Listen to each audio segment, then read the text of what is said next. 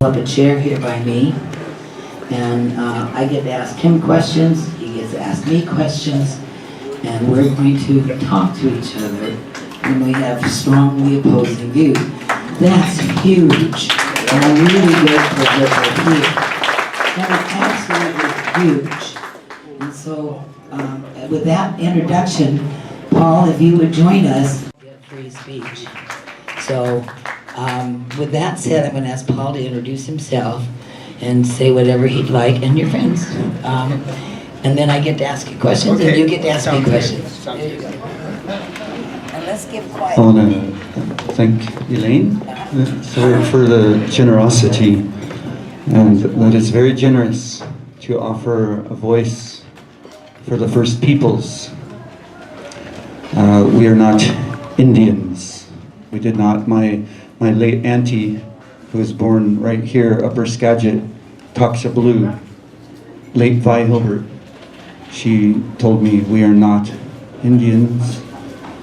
We are not from India. We are the First Peoples of these lands. And so I will introduce myself in our language of this Strait Salish territory right here, from here off to Vancouver Island. And I am Saanich. I will translate. O CM Nishtela Cha CM.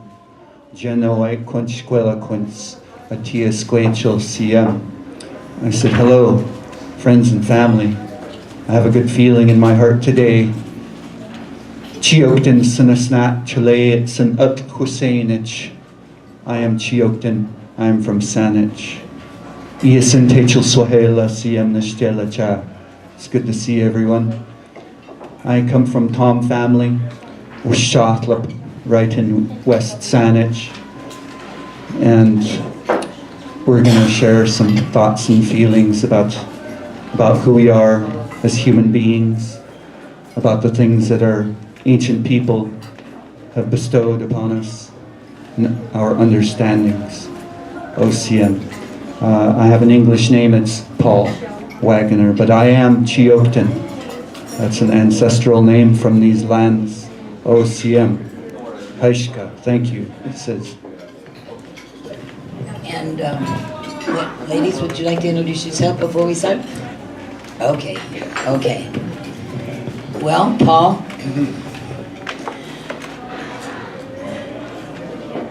should we be afraid of each other? I guess we'll have to go back and forth with one mic here. It's good because, you know, we're supposed to share. No, there's no fear in this world. We never originally, my teachers told me we had no locks on our doors here because we feared no human beings, and that we're not to live that way. So fear is not part of who we are. We should not fear nature. We should respect nature. We should not fear other people, but we should be willing to listen to the words and then talk about them. OCM. Very good. Now, is it possible, do you think, for folks in this room and maybe across the country to understand and respect and value the claim of First Peoples and not reject that and accept that? But there's a demarcation where within the United States government, we're all equal. I am no greater nor lesser than you, my fellow American. Can that be integrated with your heritage and ancestry and respect for First Peoples? As First Peoples, do you think we're also our fellow Americans? Okay.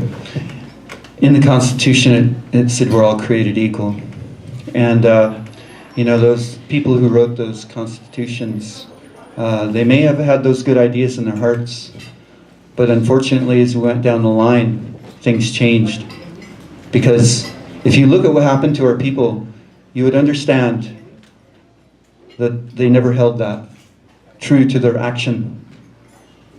Because if they truly believed we're all equal, then why would they kidnap every one of our children, steal them away from the deepest source of wisdom, the elders, for generations, without consent, literal kidnapping of every one of our children for generations, abusing them to death in every way. I will not repeat the stories my mom heard.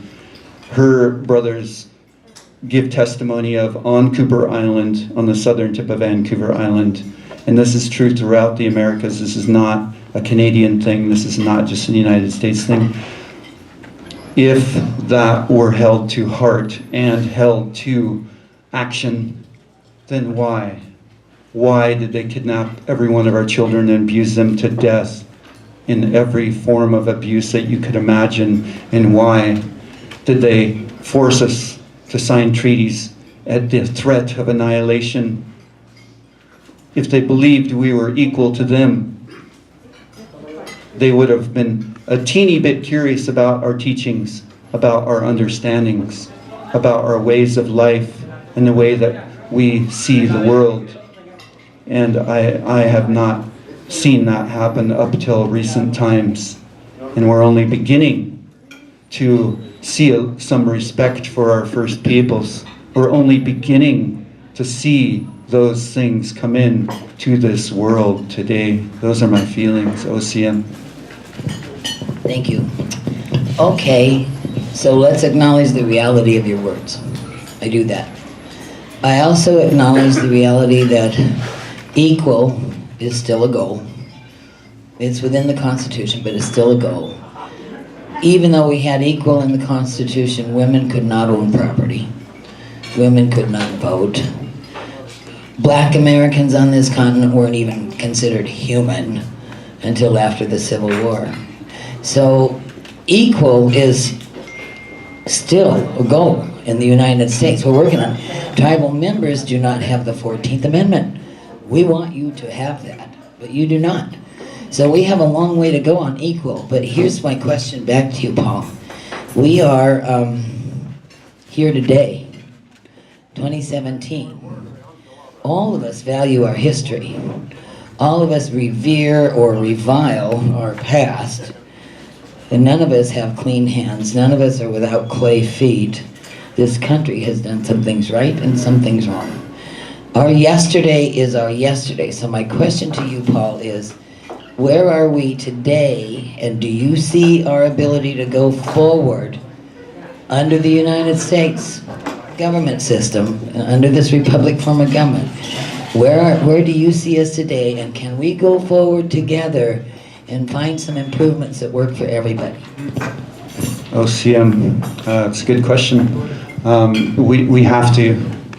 We have no choice. If we do not work together, if we do not realize the truths of this world and where this colonial world is headed, we will all dive under a wave. We have to learn to paddle together.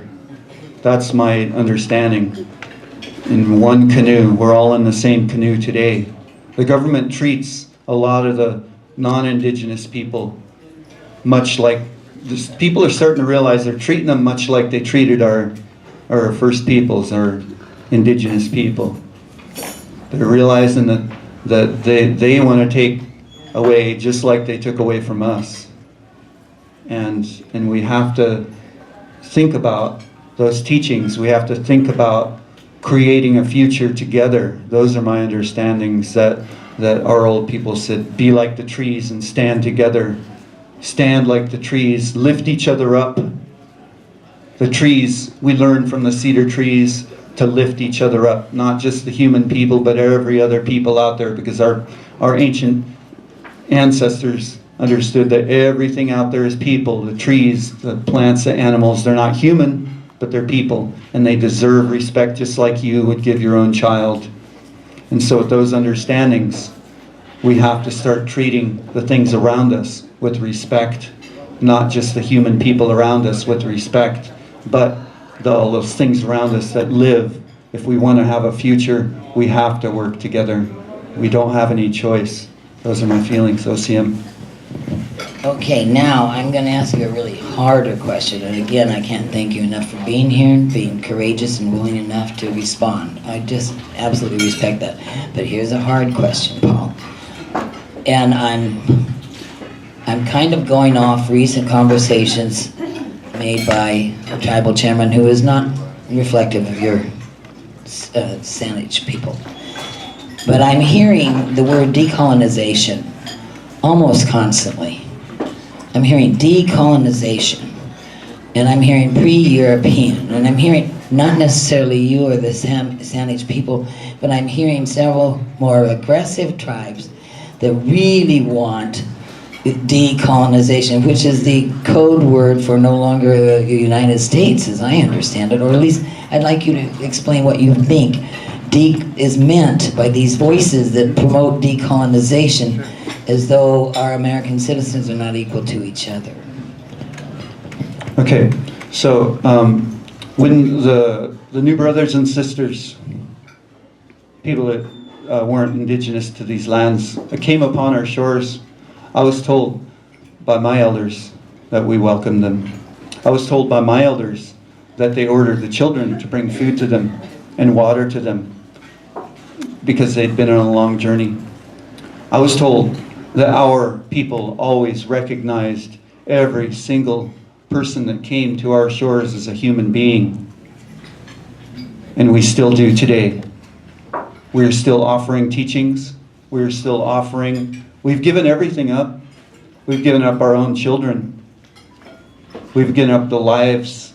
Entire villages have been wiped out by smallpox blankets and diseases. And we're still here today to share with you. And that, to me, is a gift. And so, decolonization is about your heart. It's about how we live.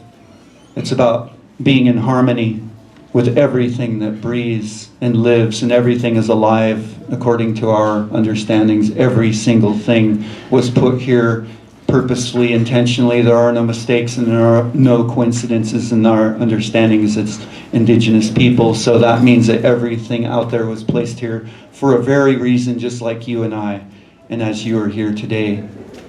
And so with that understanding, as an indigenous person, we are here to care for every single thing, including your children.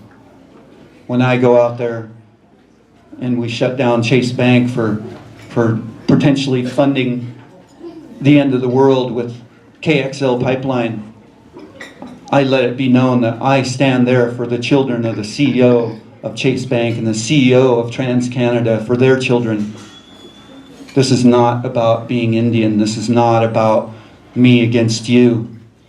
This is about living in our hearts in a way that has a future. And the colonial world has been forced upon us over and over and over, telling us how to live, telling us how to take, telling us that it's about me, myself, and I. And our ancient world always told us that it's about you. Our ancient world told us, and I'll share with you one teaching from our longhouses. And these longhouses are spiritual houses of intellect. And the house leaders would get up, and the teaching that I love, they'd say, the greatest gift that I can ever receive in my life is your presence. I believe that is true. I absolutely know in my 54 years of being on this earth that that is the truth. That the greatest thing we can receive is being together and sharing deeply. Because all those things that we think that we own, those cars and houses and trinkets and toys and technology things, those things will not come with us. The only thing we will bring with us is from our heart and sharing. And so the colonial mindset must change. It must evolve. And it must evolve into a way that is of harmony and of peace with all things. Learn to build a good relationship with everything. That's what I'm here to tell you from our ancient world, that we must learn to build a good relationship with every single thing around us if we want a future for our grandchildren and children. That's what our old people knew, and that's what they worked on every day in every action. Haishkasiyam. One moment, please, and then I'll take that hold your thought because I want to respond to something here.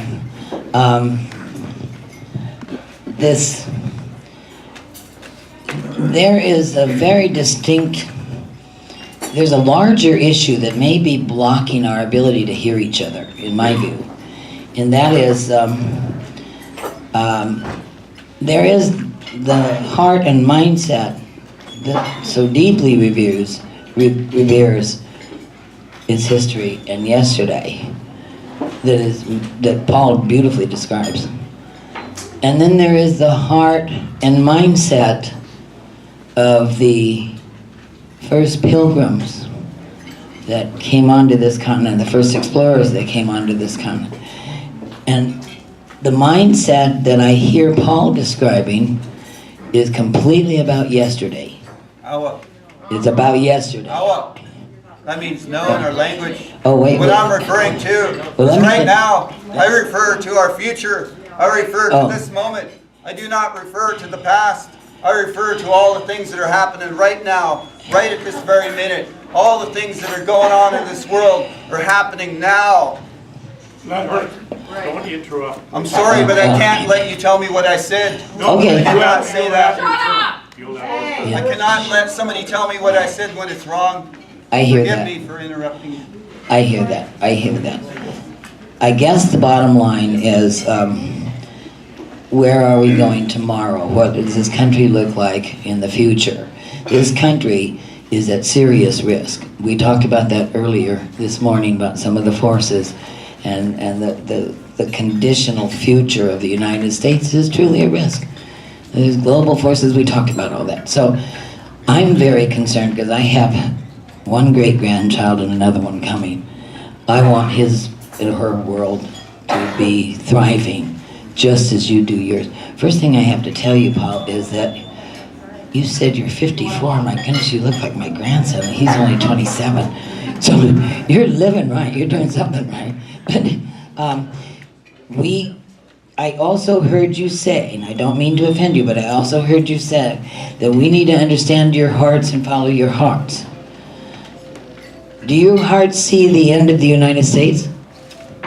No, I know that the United States is here, and it's here for a long stay, and everything that I'm saying doesn't have anything to do with that governmental entity. Though I believe that governmental entity has a lot of things to learn about caring for.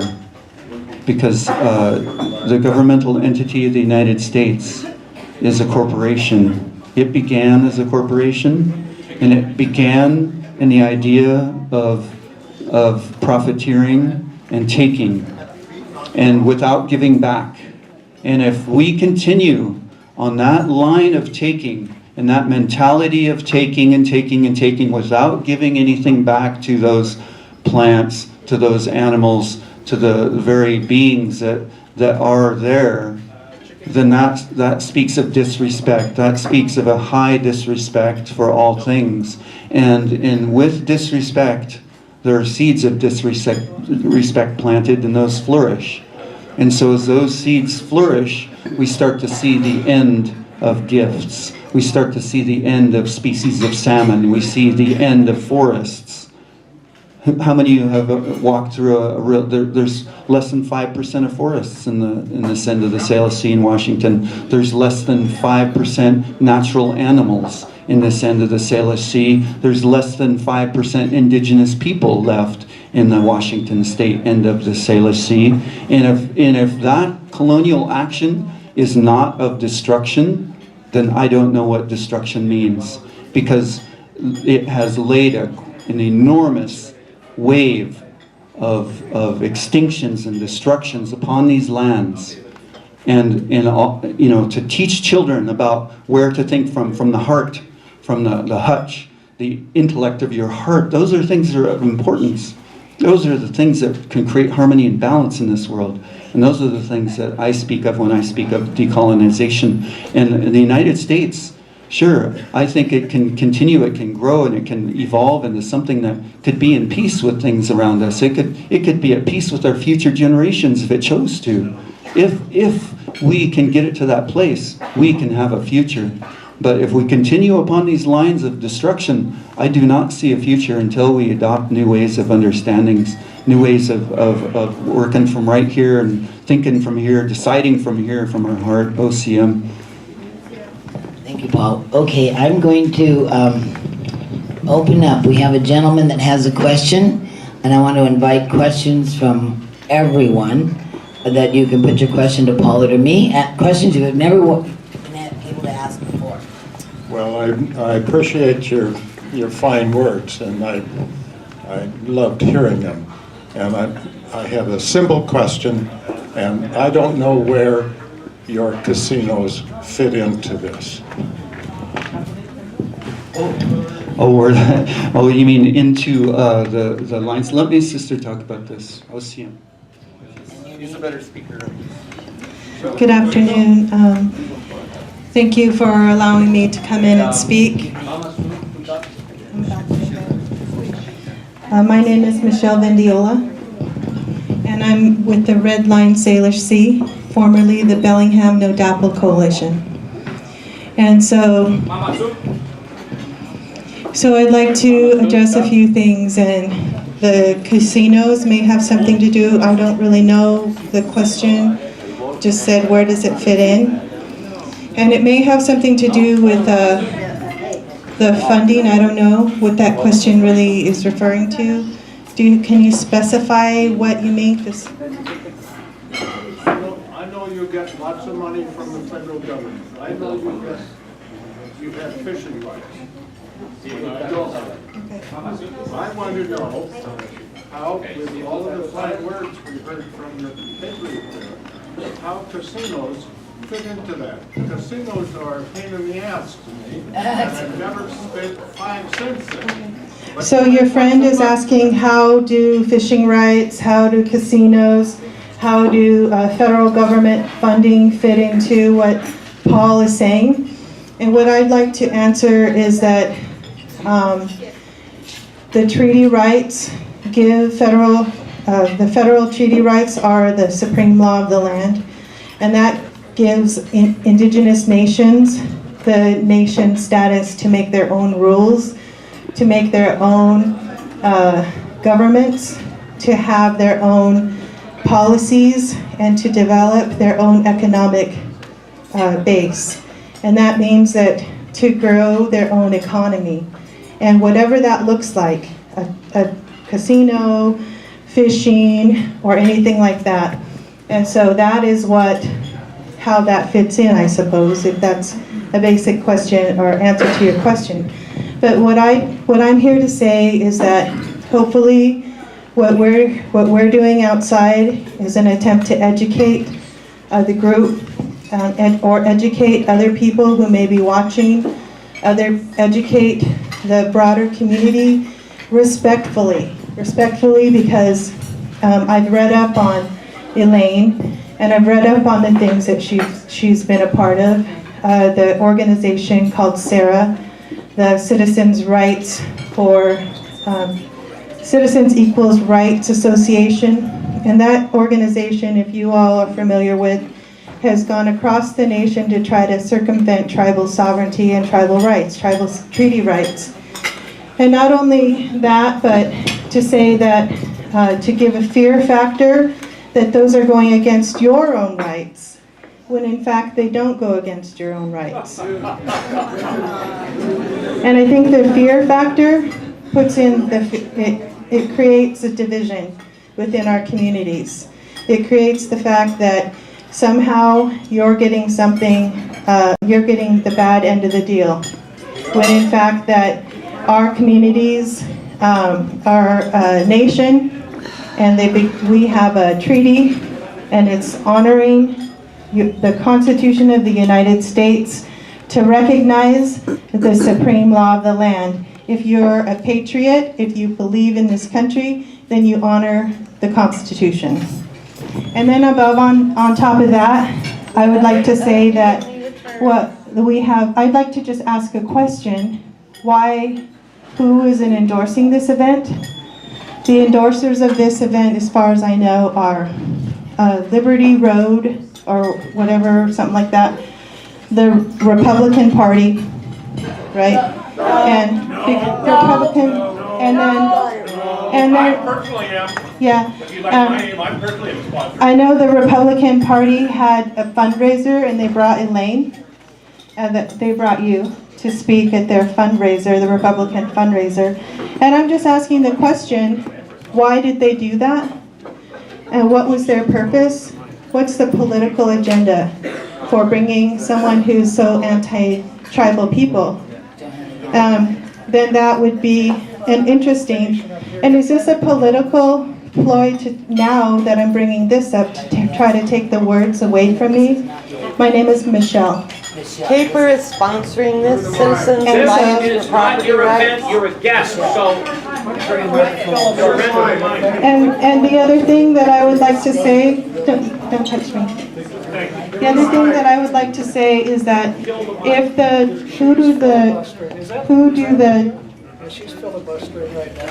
Would 6,000 Native Americans, families like to give up their water rights?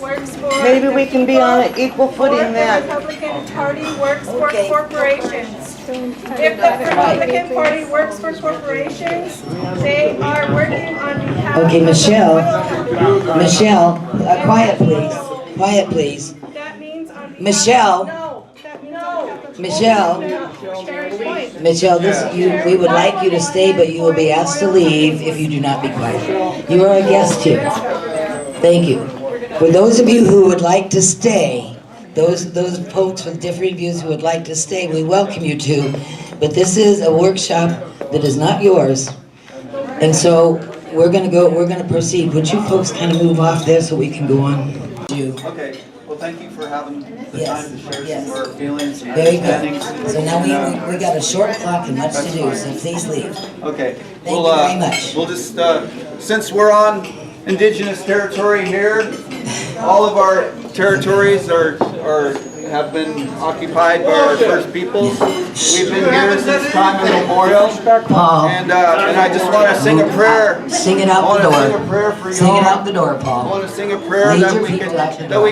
stand together for common sense, for a future, for no. Well, sing it. If I could have our sisters and brothers help us with this prayer. Get moving. Yep, we're calling. They were asked. Walking out the door, Paul.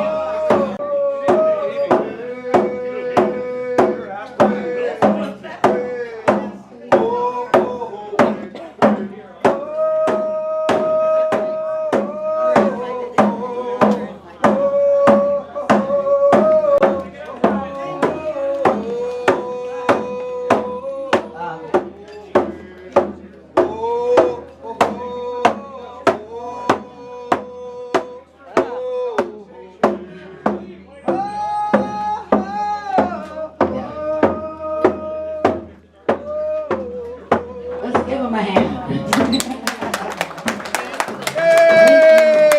Thank you for sharing. Thank you very much for sharing. Now, Morons! I want to thank you, audience, everybody here, for your courtesy and respect for that awkward scenario. Far more than they show. Yes, yes, and could you hear? Give back, they should be writing checks. Could you hear? A mentality that is, in my view, polar opposite to a republic form of government, and demanding that, I don't care what was said, demanding that our hearts become their hearts and obedient to their hearts, and that the hearts of other folks are secondary. Hearts, code word for government, that they would govern us. Go ahead. was going to say that it's a combination of the victim mentality and what they express is a combination. I didn't want to trip you. The victim mentality and the collective. It's a combination of oh pity me and everything is everybody's and nobody has anything. And I'd also like to point out that their history was very violent. They were slavers, especially in the Northwest. So it's not like, once again, it was a bunch of, and I'm not saying they're no worse than anybody else. They're just like everybody else. The same thing happened everywhere throughout time. And the, did anybody else have a comment before we move on? Yes, over here. Elaine, one of the things I Use noticed the is that microphone, please. I I can't don't hear you. think any of those people were a member of the tribe that is causing all the trouble in Skagit. We have 3 tribes that we have no problem with. Oh, yeah, Everybody good gets point. along. Connie is saying that these folks that were here were not the members of the tribe that is the most difficult to deal I mean, it would have with. been nice to hear from the folks that we really have an issue with. And, Well, you know, they fooled me. They fooled me good. I sat and visited with several of them and they told me they were from the Saanich tribe. The Scamish tribe. No.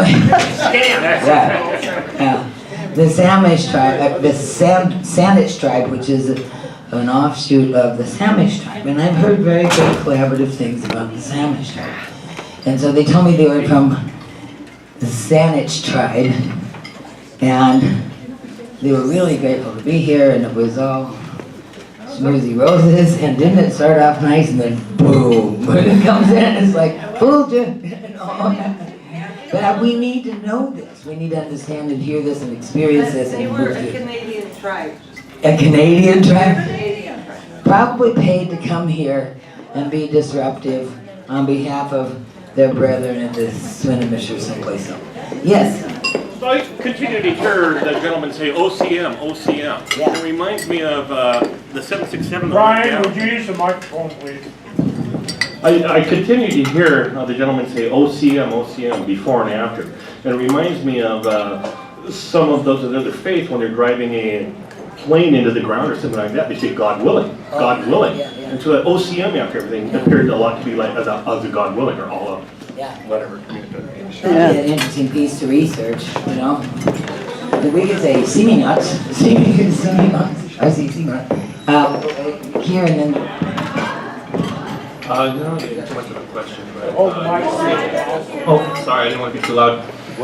It wasn't too much of a question, just a comment, like an observation. I don't know too much about this, a friend of mine brought me, but it seems like there's a nice clash of emotion there, but I don't really know too much, like the fooling thing. It just seemed like, out there, they're building up their energy and they came out in here and they just kind of like let it all out. It was a nice warm welcome, like you said, and there just came like a burst of emotion kind of thing, and it just like, it was kind of interesting to see, so. It was calculated. it was a little more spontaneous than Like more calculated. emotional, Could be. Because they're out there dying. Could be. By the way, thank you for being here because you're under 50. We need all kinds of folks under 50 in these rooms. Thanks again, Elaine. I appreciate the opportunity that they were here, and I listened to some of the points that were being made. It was a real workshop that way. You did get a little out of hand, but the first point that Paul made that I thought, okay, this is interesting, how we're consuming and tearing down the environment and this and that, and then I thought, okay, they're taking productivity or tax dollars that is from the exploitation of resources and everything else. So I thought that was a little hypocritical. And then the point that the young lady made about wanting to develop their own economy, and that's all well and good too. You want to be a corporation and level the playing field so that we're all playing by the same rules. That's great too. So I embrace those ideas. But there's, except for the hypocrisy part of this, where they're still getting a stream of money. And it's like, I don't know, that's my opinion. Elaine, may I ask a question? Oh, okay. George wants to ask a question. Yeah, what comes to my mind at this moment is the fact that Elaine and most of us here were gracious enough to be willing to listen to their viewpoint in mutual respect. And Elaine tried to expound and portray that feeling that we do desire mutual respect. However, when it's one-sided disruption, no, that's not a conversation. You're dictating over another. So my point being is, I would love to see them put on an event like this for putting forth their viewpoint for the public to come and attend. Now, would they like it if I behaved in the same manner they did? I doubt that very much, and I wouldn't do it because I do respect them as people, all people. Thank you.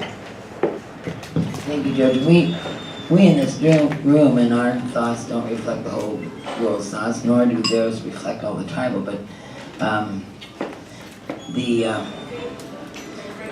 there's such a dichotomy. There's such a demand for the old life ways, but with all those colonial perks that stay in place, and that is hypocritical. Yeah, one of the things that strikes me about this is that what they're dealing with is they're dealing with the left-hand side of the brain, emotionally. They want to be able to emotion rather than logic. And excuse me, I got them backwards. Anyway, and we see this not just here, but it's all over. The African Americans, I hate that term, blacks down there at UCLA now want separate dorm and $4 million put towards it so they can have everything handed to them free but different from anybody else. They want to be segregated. Martin Luther King said, that someday, he said, that we should be judged by the content of our character. And, for me, 20 years ago, I knocked off the someday. It's now. And that should be the same with everybody. And they keep talking about how many nations. And he's constantly talking about stuff that's not in the Constitution. It's not there. And they're strictly emotional. And there's no logic. Thank you for mentioning that, because if you remember when we opened up this morning at 10, I talked a lot about the emotions and the generous, good heart of the American people. This is emotional blackmail, politically. An awful lot of the propaganda that has been just dumped on us and embedded in our psyche is nothing short of emotional blackmail. Really, because we're a caring people. I mean, I don't, if somebody needs help, I don't care what color they are, where they're from, what their age is, and I think that, I'm not unique in that. I think many of us are the same way. We're a very good-hearted, generous people, a very good-hearted, generous country. God knows we've helped other countries all over the place. We can also be mean. We've probably harmed some countries. But emotions and money is fueling this. The emotions plus money goes to politics, goes to takeover. And I really see this area getting the equivalent of a coup. By the way, I wanted to introduce John Rosen. See the guy in the blue here? Raise your hand, John.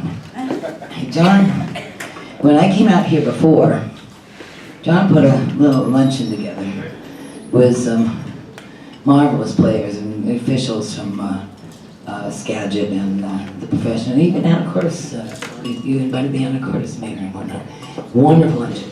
And John has been emailing me. We haven't met in person, which is the condition with a lot of folks I've been emailing, but I didn't meet him in person just this last year, but now. And the reason I want to talk about John is because I want to hope that everybody considers acting like John, and here's why.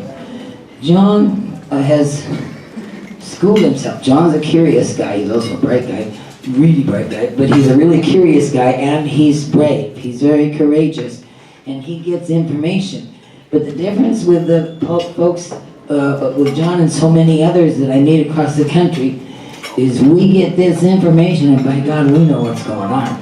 We really know what's going on.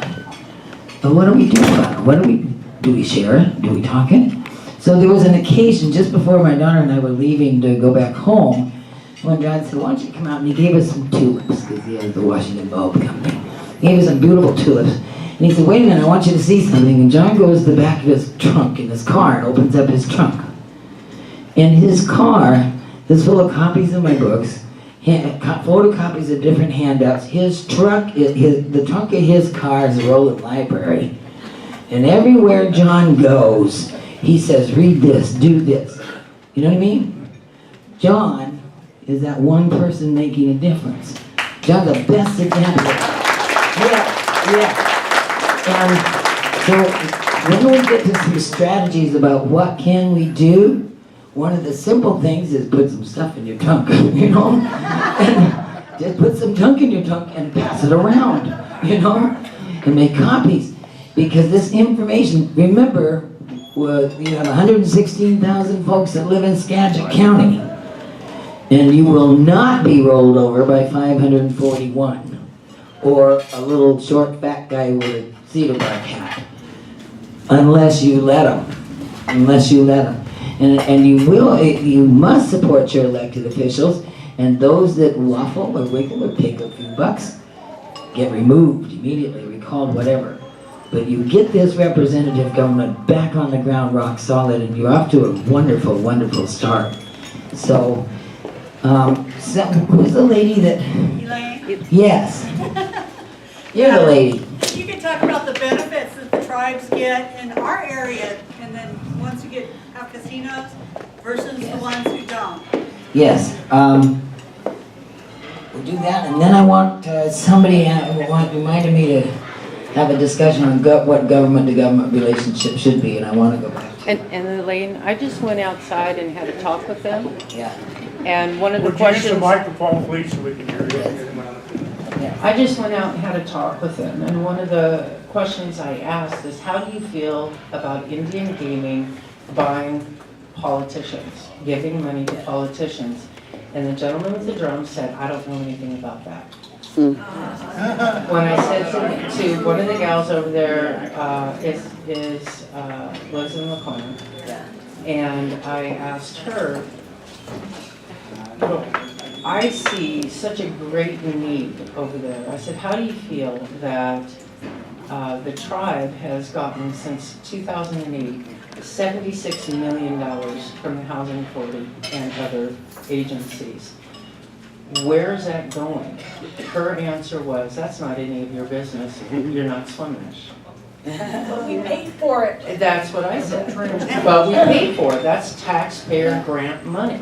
Yeah. Amen. And my feeling with speaking with them is that the issues that they have and the issues that we have are so different that they are not knowledgeable of what their tribal leaders are doing to them.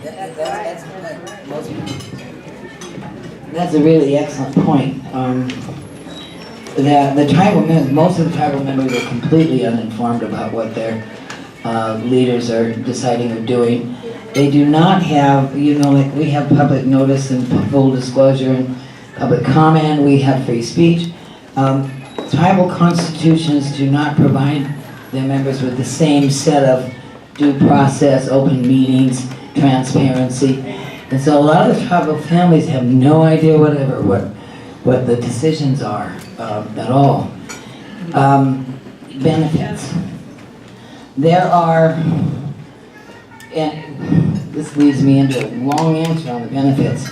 The benefits used to come from the Bureau of Indian Affairs and the Department of Health Services. Those two federal agencies would provide health and medical and social and educational benefits, the Bureau of Indian Affairs and the Department of Health and Human Services. And those were every year in annual dollars based on enrollment numbers and needs out to the existing tribes. So it's with the tribes, not the tribal members. It goes to the tribal governments to disperse as they feel the need. The money goes to the tribal government, and the tribal government hires staff to administer the funding for the program. And they say there's oversight and audits and whatnot, but very little gets down to, you see in the Montana chapter going to pieces, one of the fellows, wonderful, brave fellow, said out of every dollar that comes to a tribal government, maybe 2 pennies comes down to the tribal families. It goes here and there and everywhere.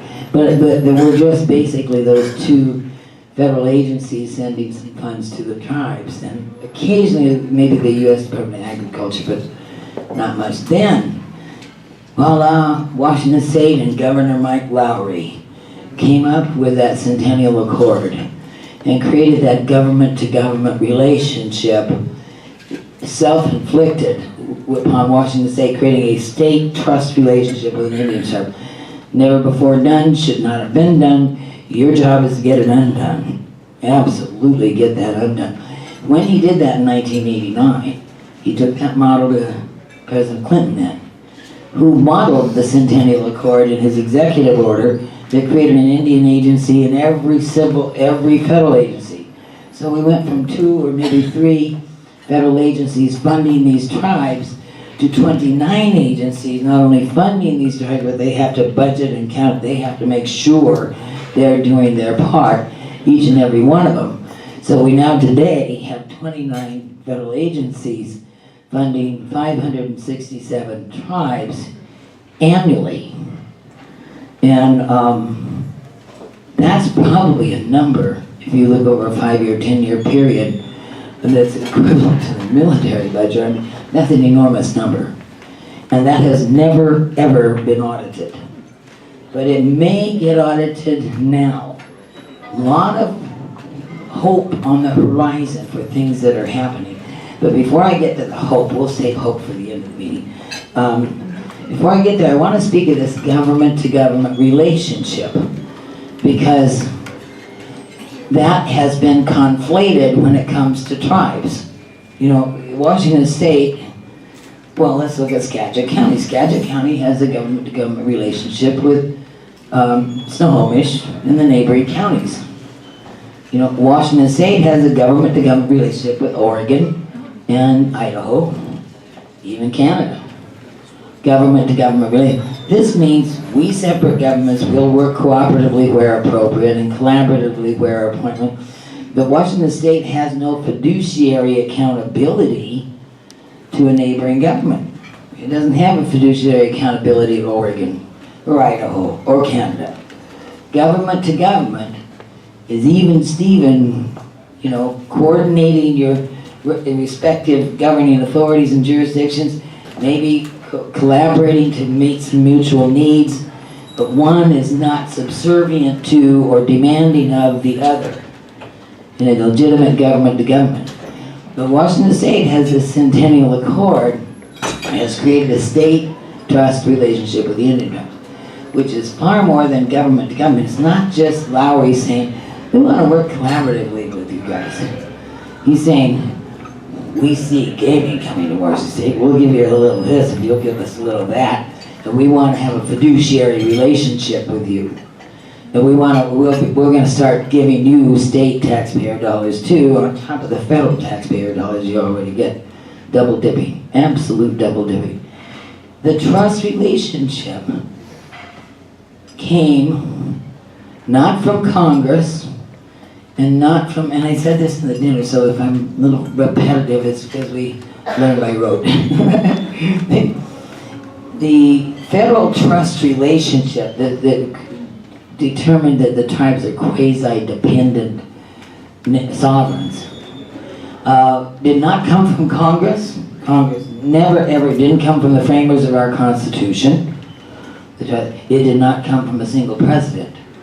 The federal trust relationship is not from the Constitution, not from Congress, not from a president. It is from the U.S. Supreme Court in the 1830s. 3 Supreme Court cases called the Marshall Trilogy that described the Indians in the 1830s as dependent wards of the federal government, and those cases came up in relationship to a congressional act called the Indian Removal Act that moved all Indians west of the Mississippi. And I think it was that removal act that may have triggered this series of Supreme Court cases, and where the U.S. Supreme Court said, you move them, they're dependent on you, they're quasi-dependent tribes, you have a duty to them, you have a fiduciary and a legal and a jurisdictional paternal duty to these wards, dependent wards.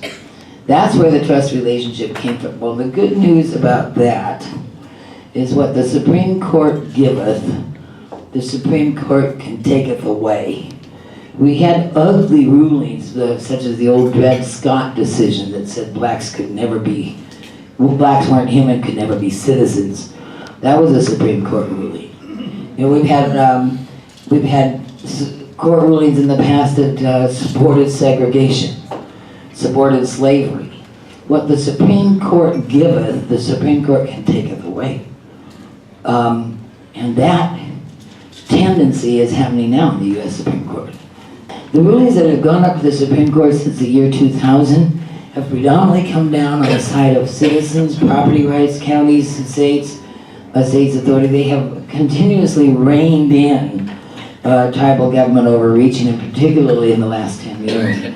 But there's marvelous cases that give us the tools. The law is on our side.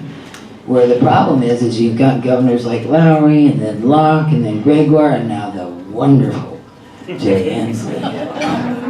Boy, bimbo.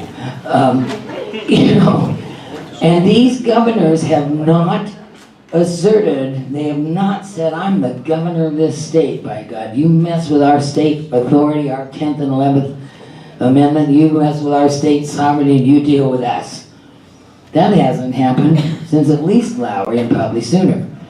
So here the Supreme Court hands them a couple of hammers by which they can assert they own all the state's waters, or the government cannot take land from a state without approval of the state legislature. That's a Hawaii case of 2009. The Supreme Court has handed these states a half a dozen landmark tools. And the problem is your governors, your state legislators, are either oblivious to them or unwilling to pick them up. And so these state authorities are just falling away. And these state decisions keep tipping the state resources to 31 growing tribes. And the state's counties are getting an increasingly shrinking operating budget and ability to protect its resources within its county boundaries and city boundaries as well. So I wanted to kind of combine that benefits and trust relationship. Gotten a little bit off track here, but I want this to be free form. We got quite a bit off track at lunch.